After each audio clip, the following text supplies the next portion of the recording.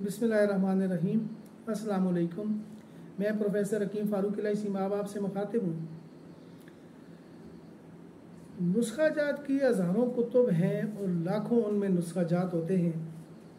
एक काबिल, बाशऊर, संजीदा, साहिब बसीरत और तजर्बाकार तबीब किसी भी नुस्खा को एक नज़र में पहचान लेता है कि इसके अज्जा, औज़ान, अज्जा की खासियत और कैफियत, मिजाज, मिकदार खुराक और उसके साथ लिखा हुआ बदरिका वगैरह मुतअल्लिका बीमारी के लिए कितने मुफीद साबित हो सकते हैं, या ये नुस्खा माज भर्ती का है।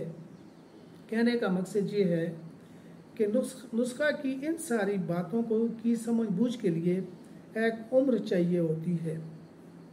ये समझ बूझ एक दिन में नहीं आ जाती। इसके लिए जड़ी बूटियों की पहचान, उनके दर्जात, उनकी खासियत, उनके मिजाज, इंसानों के मिजाज, अखलाक का इल्म, गर्ज़े के एज़ा का इल्म, हर चीज़ का इल्म और ख़ास तौर पर तहकीक और जुस्तजू और मेहनत और मशक्क़त और तजर्बा चाहिए होता है। और ये सारा कुछ बार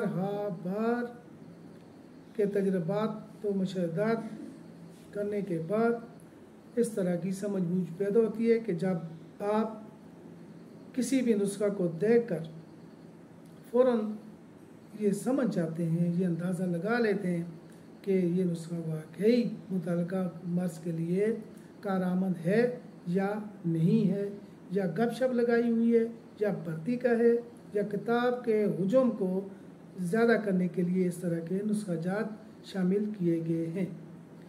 तो ये मुसलसल मेहनत, मशक्क़त, मुताला, जुस्तजू, तहकीक, तलाश, जुस्तजू, ये तजर्बात, इन सारों के बाद एक तबीब कामिल तबीब बनता है।